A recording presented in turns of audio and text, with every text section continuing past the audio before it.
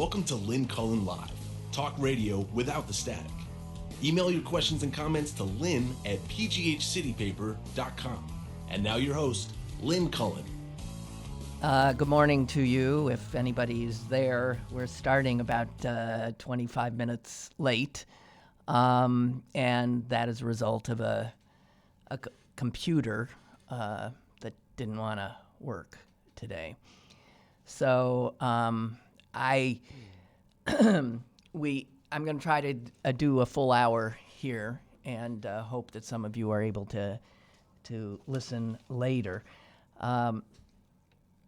There certainly is no paucity of news to address that has happened in the interim from the last show we did on Thursday. Just to set the date, it is July 29th, Monday. A morning that's not starting out well.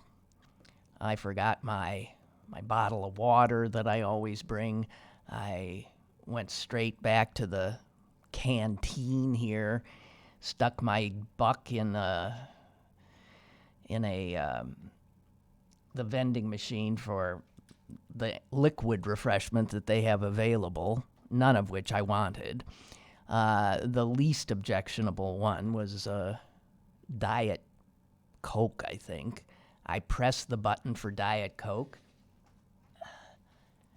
and out came Dr. Pepper. Seems to me the last time, and I cannot tolerate this, the last time I put some money in that machine and pushed the button, I also did not get the drink whose button I'd pushed. So what is it? It's like a Russian roulette vending machine back there. It's unbelievable. I will never do it again. So anyway, and then the computer goes down. I just, Monday.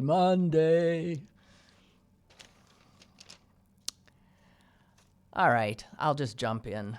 Let me have my say about the latest horrors perpetrated by you-know-who. Trump has clearly decided that calling studios host and call screener line. Best Please shot enter at your show number. re-election is, I guess, to start a race war. That was an invalid show number. I can't. Please re-enter your show number. We did not receive a response. Else Goodbye.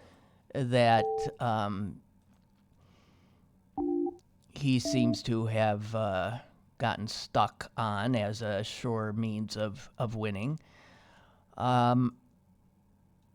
It's so blatant now, and it's so long before the actual election that I really fear what is going to ensue. I really fear that this man is willing to destroy this country to maintain his position. And he's well on his way.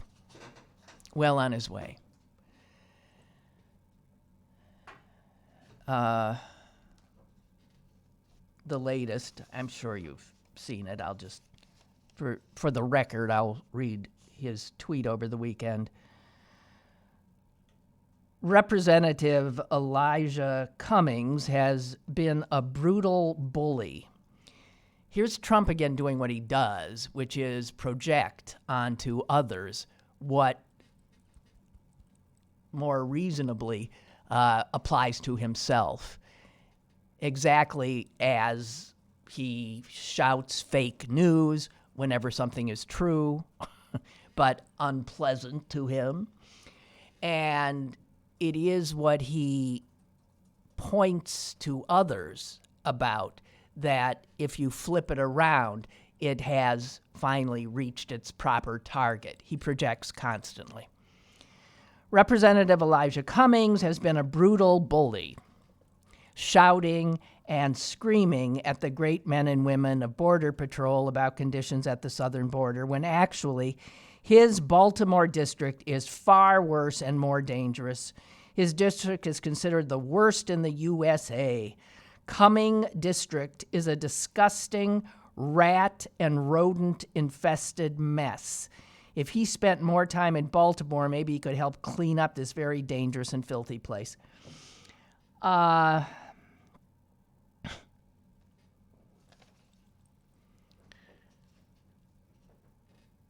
He only uses words like filthy and infested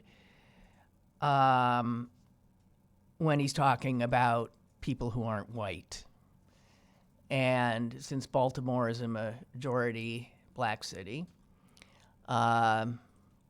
this is not shocking. He is clearly signaling that he can't comprehend how any human would live in such conditions. And since we know a lot of African Americans live there, the sense is that they are not quite human. It's certainly not humans that we can relate to.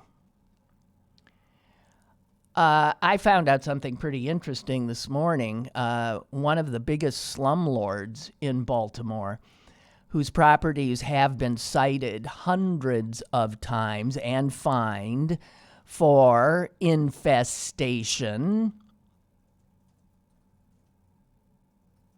is Trump's son-in-law. Yep, Kushner.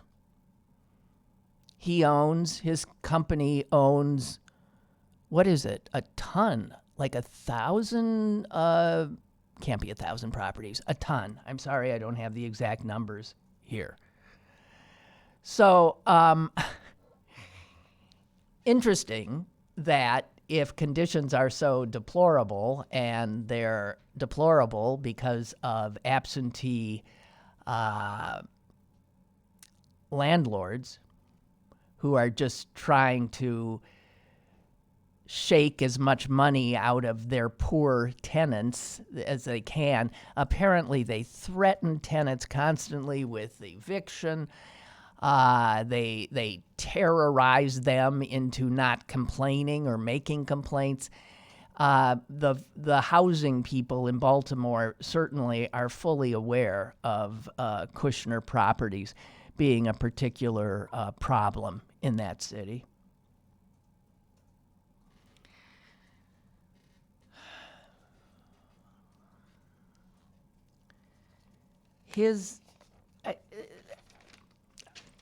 I don't know. I don't know what else to say about it. Wait, I do have here how many Kushner owns.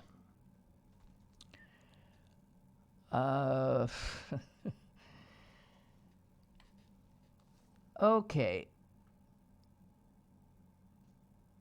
Kushner owns more than a dozen apartment complexes that have been cited for hundreds of code violations. And according to housing people in Baltimore, his properties provide substandard housing to lower income tenants. He's a slum lord. It's how he makes his money. He started operating in Maryland in 2013. He owns almost 9,000. I knew there was 1,000 in there. 9,000 rental units across 17 complexes, many of them in Baltimore.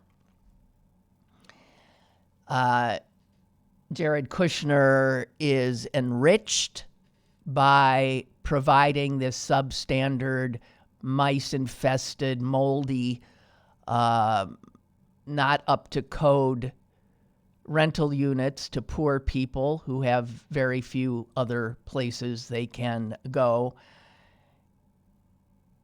But if you take all those poor people's dollars that they give for living in these hellholes that Kushner owns, you come up with a real tidy sum at the end of the year. Kushner properties in Maryland generate at least $90 million in annual revenue.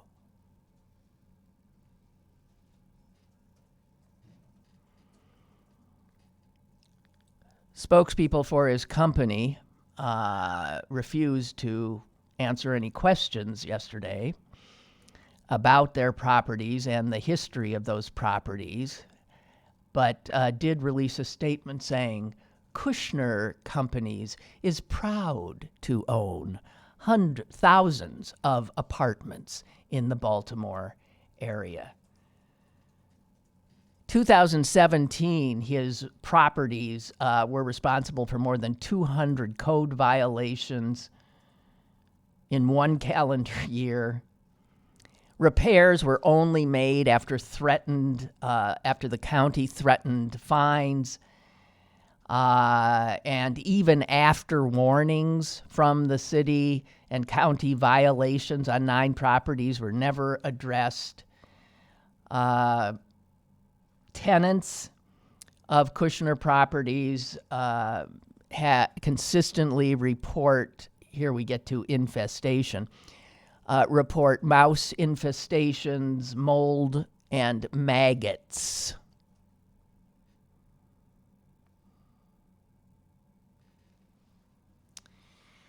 So, interesting, huh? But somehow Elijah Cummings is to blame. And he ain't pocketing $90 million a year, taking poor people's money and giving them in return substandard, mold, maggot-infested, mouse-infested places to live.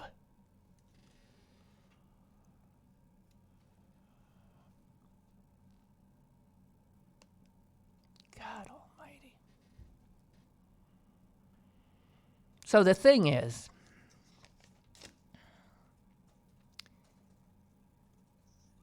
we got to get this guy out. Impeachment, the election's going to happen before impeachment would even run its course. We need to make sure we knock him out in the election. And that's why what I'm now about to tell you is so chilling. We've talked about how Democrats have an extraordinary capacity for tripping themselves up, for losing elections that, by all indications, they should win.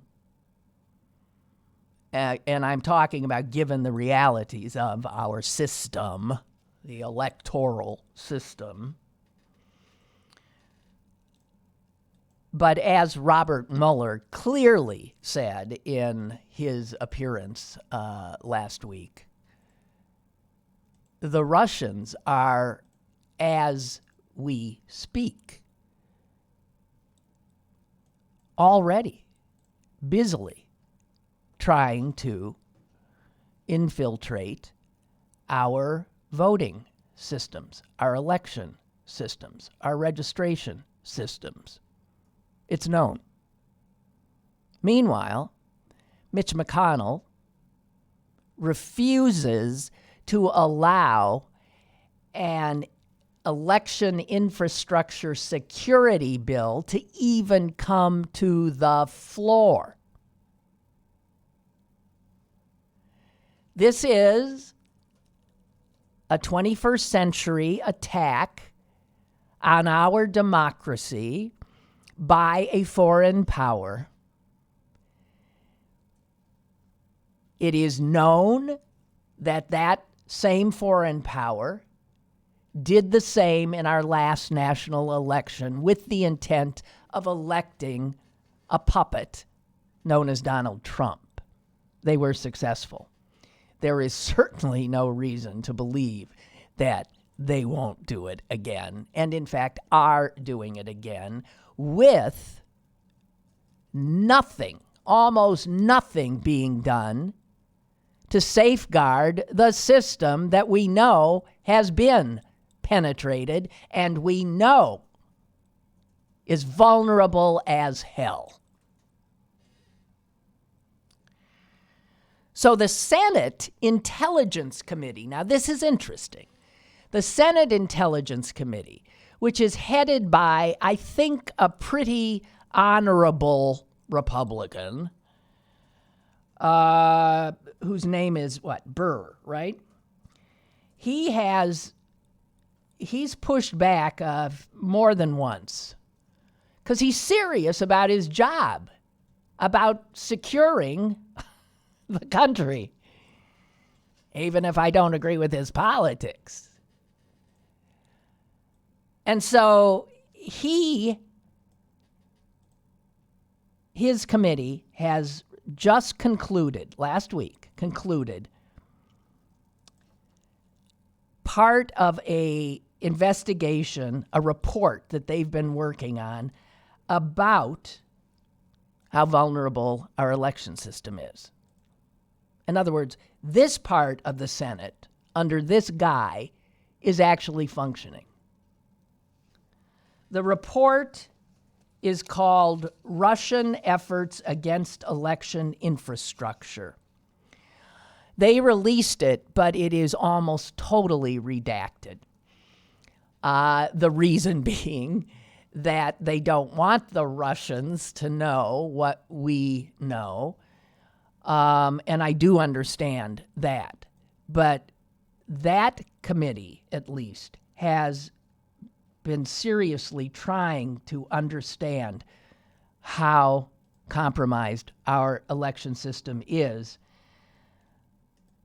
They've interviewed over 200 witnesses.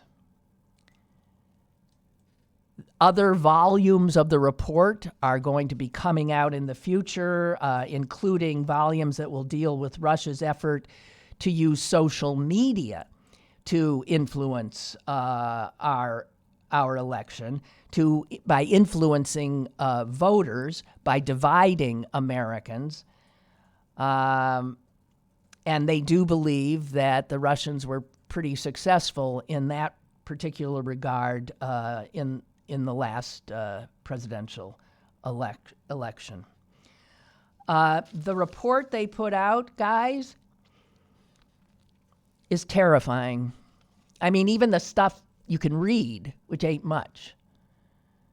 The Senate Intelligence Committee has concluded that the election systems in all 50 states of these United States were targeted by the Russians in 2016.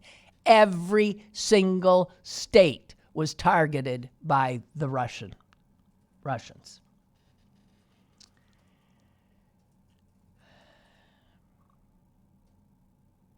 And Mitch McConnell, who runs the Senate,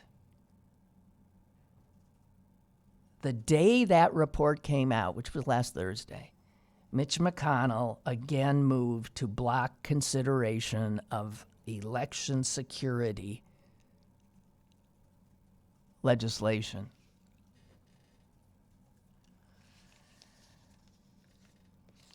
The report says, in as much as we can see what the report says, some states, they're especially concerned about New Jersey for some reason. I guess New Jersey is just sitting there ready to be totally taken over by the Russians. It says some states like New Jersey appear not to have the money to fix their voting machine infrastructure that has no paper backup to its balloting process, meaning even after an election, there is no way to do a recount and audit of any type to see if, in fact, votes were tampered with and or properly counted. Other states, and they don't name the states in the report. It's state 1, state 2, state 3, state 4.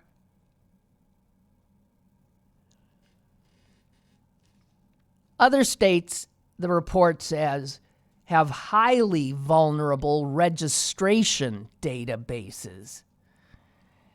And that means that the Russians could rather easily go into voter registration databases and remove registrants, right? So that when people show up to vote, they'll be told that, in fact, they are not registered.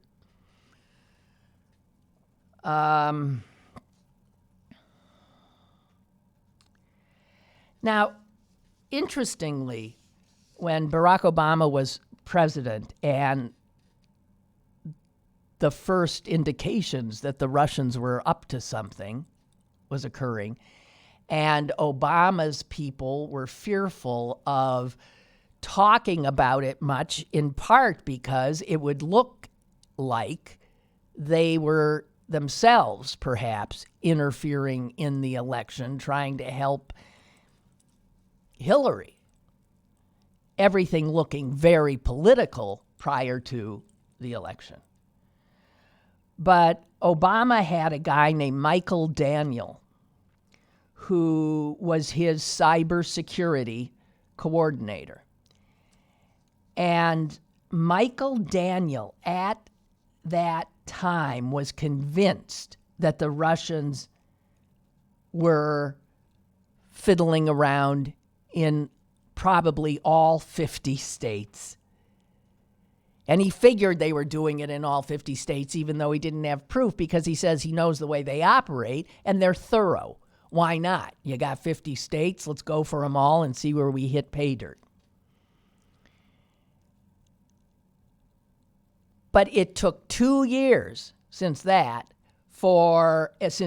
came to that conclusion, for official intelligence assessments to say, that is what happened. Meanwhile, the position that guy held, cybersecurity coordinator in the White House, guess what? That position doesn't exist anymore. That position does not exist in Trump's White House because the last thing he wants is election security. He needs those Russians to give him a second term.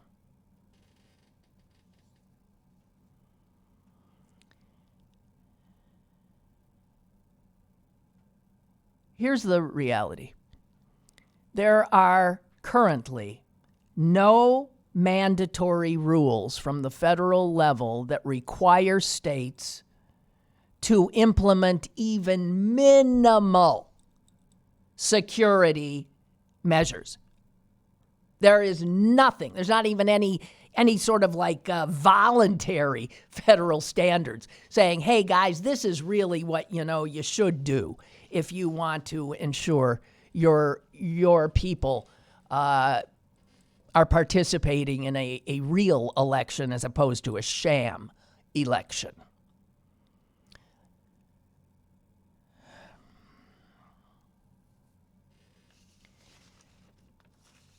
Individual states say they got no money. They can't do this.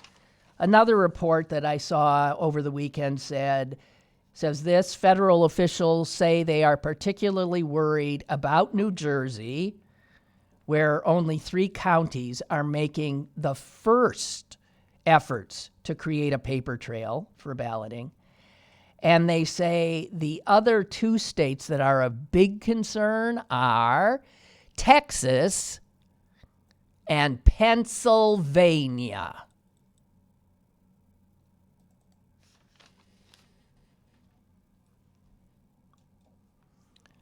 They don't go into any detail about why, but we are voting on, I know here in Allegheny County, antiquated equipment.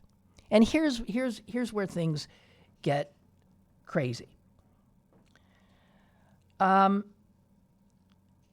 The feds don't control the election system much. I mean, there's a Federal Election Commission, but it's not like they have a lot to say about how the states run their systems, And more importantly, if you look at each state, and you know this, the state itself doesn't really control much. That then goes down to a county level. Now, there's a ton of counties all over these United States, and many of them are poor as hell. And many of them are not run well. And many, many, many of them have antiquated voting equipment. And they don't have the ability, certainly not in the 18 months we've got until the next big vote, to change their systems. But the Russians, they got equipment. They got equipment, and they can have a field day. Some of the folks running county election systems won't have any ability to even know if they're being hacked. They won't know what's going on. And we as a nation are sitting here doing nothing. It is the one thing Mueller managed to rouse himself to clearly say last week. They're doing it now.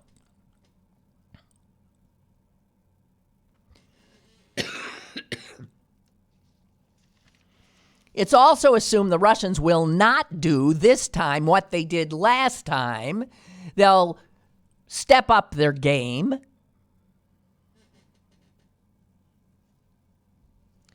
So here we sit in Pennsylvania, or wherever you're sitting. And we got one goal: to get out our vote, to get to the polls, to vote for whoever is running against him. But you see, there's this problem.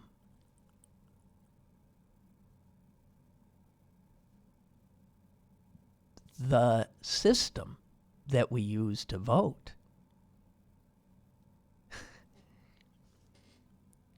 is ridiculously unsecured.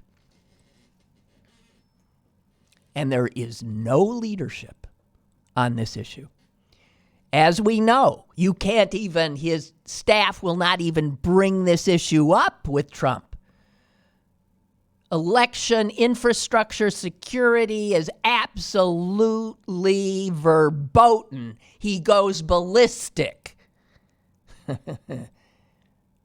Because, of course, he knows that it's how he got elected. And it's how he's going to get reelected.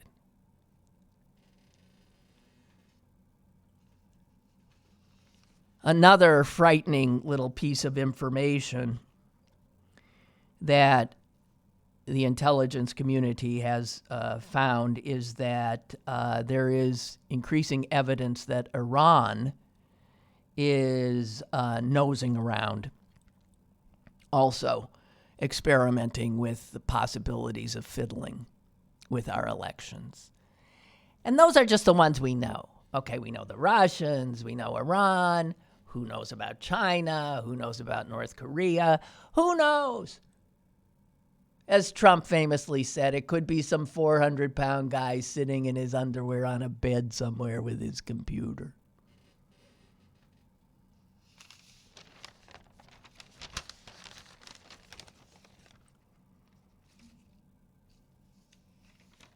At a minimum, every voting system in this country needs to have a voter-verified paper trail. And believe me, we ain't anywhere near it.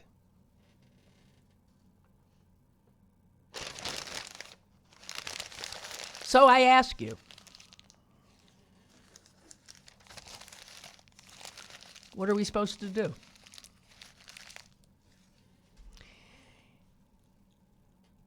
Let's say he's reelected. Are you going to believe the vote? Are you going to trust, if you live in a red state and you're voting blue, that your vote's going to be counted? Or you live in some poor... I don't know. This is an insane system. This is insane. And we are, here's a guy who build a wall. He's telling his people that the threat to our country is some desperate brown people trying to come here for a better life. Okay. While he does nothing to secure the basic, the fundamental, the absolute foundation of our country and its system. We, the people, that we get to vote, and every person's vote counts. The more this information is out there, more and more people are probably going to say it's fixed.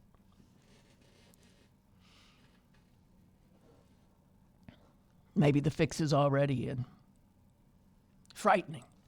Huh?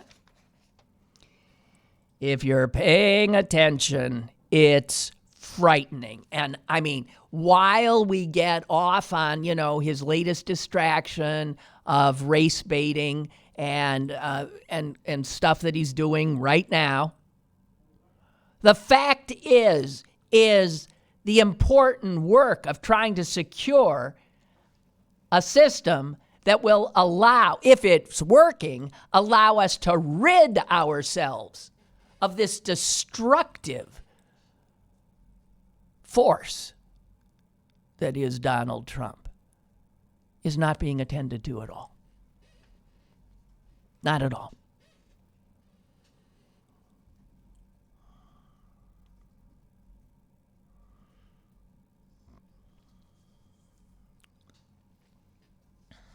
It's frightening. I know because we didn't start the show on time, there are no callers, because people gave up on us.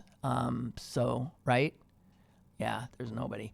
So I'm just babbling myself. But for those who are listening later and usually do, I think the reason you're not getting anything other than me is because we were not able to start the show on time, and people just left, and who can blame them? I do want to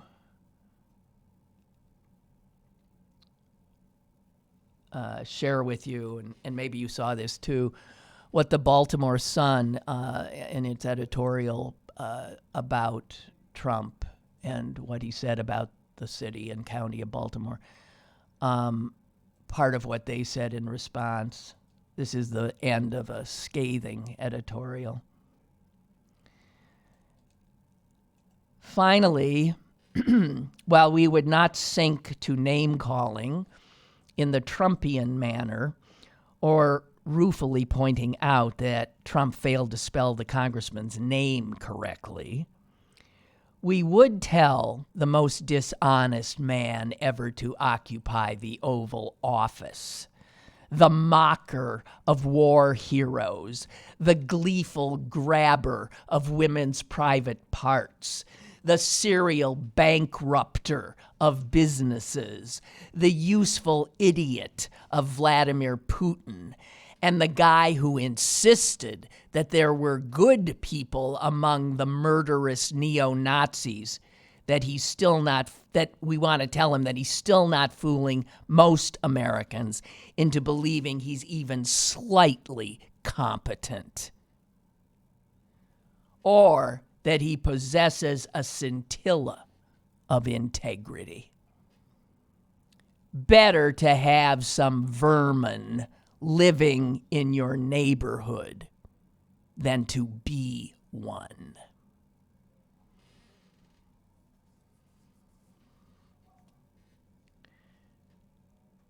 that from the normally more restrained editors of the Baltimore Sun.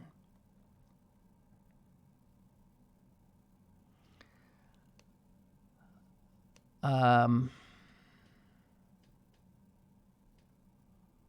now, just because we need a little break, I'm going to talk to you about somebody that I've always thought was amazing, but I don't think a lot of people know about her. And I first learned about her when I went to journalism school a million years ago. And then when I ended up in Pittsburgh, I remembered that she'd come from here, this amazing woman. And I'm talking about Nellie Bly. That was her professional name. She was born, let me see, was it Cochrane? She was born in Pittsburgh, and I can't remember her first name, but her last name was Cochrane, I'm pretty sure. And she was a woman so ahead of her time, it was incredible. So, I mean, she's born in like right after the Civil War, I think. And she starts working as a reporter here in Pittsburgh for one of the papers here. And she was, for her day and age, unbelievable. If there were strictures, and you know there were, on women doing men's work, on women being taken seriously, Nellie Bly didn't give a damn. When she was 23 years old, she went to New York and she barreled her way somehow into the editorial offices of, I want to say Joseph Pulitzer. Yeah, it was. Joseph Pulitzer, the Pulitzer Prize. He, at the time, ran the biggest newspaper in New York. And this 23-year-old girl wearing a corset and, the whole bit, stormed somehow into his office. And she said to him, "I'm going to give you the greatest story ever. I just need to be sure that you will have my back." And he was so astonished, Joseph Pulitzer, that this little wisp of a woman had the nerve to do what she had done to get his attention. And then he was blown away by what she told him she was going to do. She was going to pose as an insane person to get herself stuck into the insane asylum in New York City. It was a place called, I'm trying to remember, Blackwell, I believe. And this was like one of these nightmares. Nobody knew what happened in these places. So Nellie Bly says to Pulitzer, "I'm going to go in undercover." And he said, "Well, how the hell are you going to get out?" And she said, "I don't know. But I'm going to go in. I'm going to get you the greatest story ever." And damn if she didn't. She could have died in there. She could have been killed. The story that she came out with was so horrific that the Pulitzer's paper ran with it and ran with it and ran with it. She was subjected to torture, as all the women were. It was unbelievable what she uncovered. Here's one thing she said in one of her reports. Take a perfectly sane and healthy woman, shut her up, and make her sit from 6 a.m. to 8 p.m. on straight back benches. Do not allow her to talk or move during those 14 hours.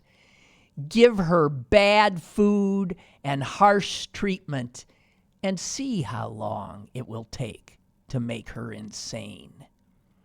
2 months would surely make her a mental and physical wreck.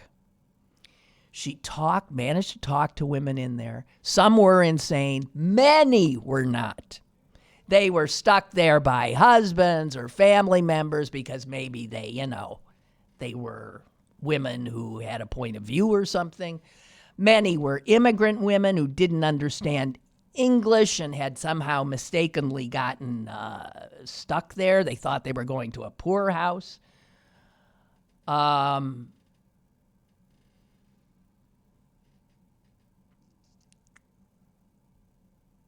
She was there for 10 days. She felt she was starving. She feared for her life. And she got lucky because Joseph Pulitzer somehow got his lawyers to get her out. And they then proceeded in the paper, the New York World, it was called, started to print this expose in October of 1887. And it went viral in those days. Other newspapers picked up on it, interviewed her. People and of course, the place cleaned itself up real fast because they knew others were coming in to see it. But she followed up this with so many other unbelievable exposés. She wrote exposés about baby selling rackets, about factory workers and the conditions they were working. She was an incredible investigative journalist. She was fearless. And she was operating in we think it's a sexist society now, my God. And I think the one thing she did that most people might remember, have heard of, is that when Jules Verne wrote Around the World in 80 Days, she again told Pulitzer, I can beat that. I am going to go around the world. I will, and I'll do it in less time than Phileas Fogg or whatever his name is. She did. 72 days. In those days, 72 days, Nellie Bly circumvented the globe.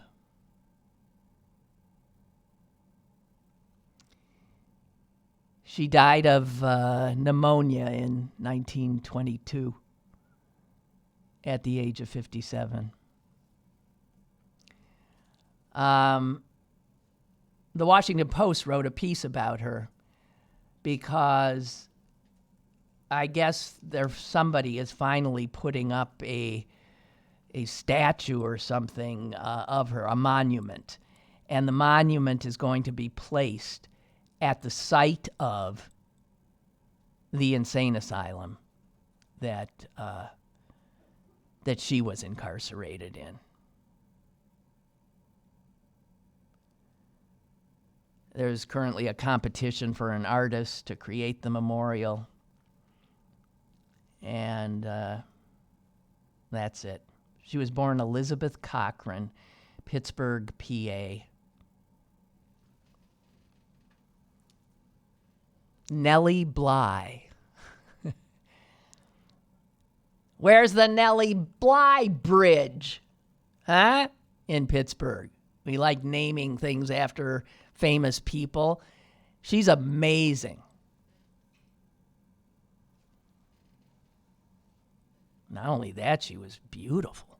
God. So, well, guys, I don't know. I'm gonna hang it up there because it's past my normal operating time here, and I have an appointment I've got to get. So I don't think we filled quite an hour. Maybe we did 45 minutes or so. Whatever. It's what I got, and I think I gave you a lot of stuff. So I hope we don't have technical glitches. We might need to start a GoFundMe, a Kickstarter or something to get us a new computer. You know, being affiliated with something called a newspaper, which I am, is not the smartest business model these days. Newspapers got nothing. They got no money. They're as poor as the counties that are supposed to revamp with no federal help their voting systems. So, I don't know. Somebody wants to donate a really nice computer to yours truly. God, would I be grateful. So, that's all I got to say. Tomorrow, we'll talk some more. And my sister Susan, if she remembers, will be joining us. Have a wonderful day. Bye.